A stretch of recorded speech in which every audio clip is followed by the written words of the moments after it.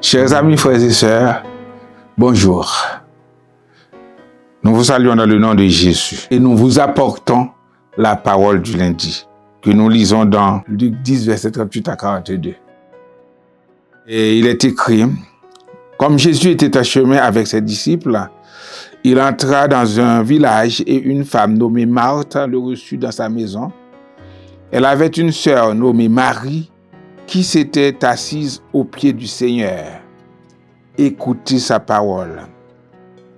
Marthe, occupée à divers soins domestiques, survint et dit, Seigneur, cela ne te fait-il rien que ma sœur me laisse seule pour servir?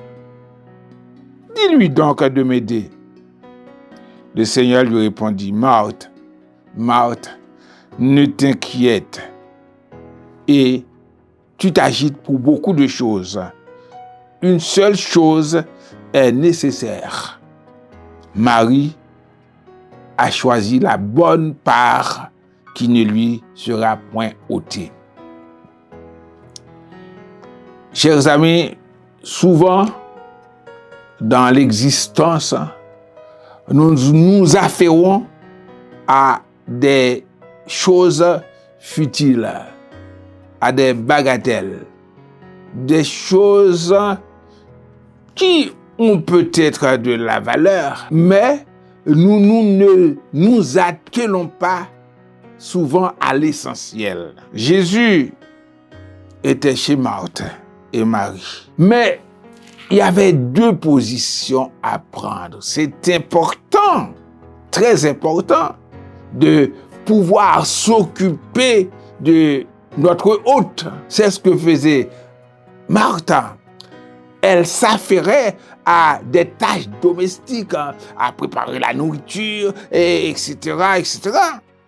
Mais Marie, elle a préféré de s'asseoir aux pieds du Maître pour écouter la parole du Seigneur. La parole, comme vous le savez, la parole a une grande valeur, détient une grande valeur dans le combat du chrétien.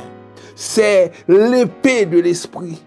C'est la parole qui peut nous donner la victoire sur le malin. Jésus a été victorieux de Satan dans le désert parce que il a utilisé avec efficacité l'écriture. Marthe s'occupait à des choses de ce monde. C'est très bien à prendre soin du Seigneur, à lui donner de la nourriture.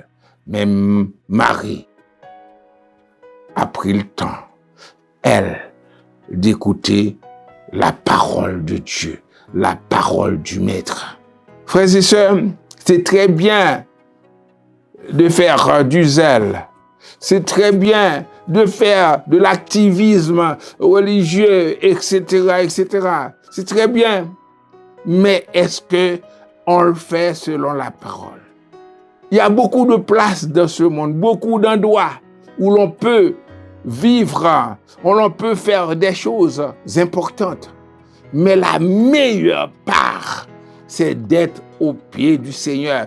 La meilleure part, c'est de prendre le temps d'écouter la parole. C'est pourquoi il est écrit « Heureux l'homme qui ne marche pas selon le conseil des méchants, qui ne s'assied pas en compagnie des moqueurs, qui trouve son plaisir dans la parole de Dieu et qui la médite jour et nuit. » Parce que c'est par la parole qu'on puisse vivre une vie conforme à la volonté de Dieu.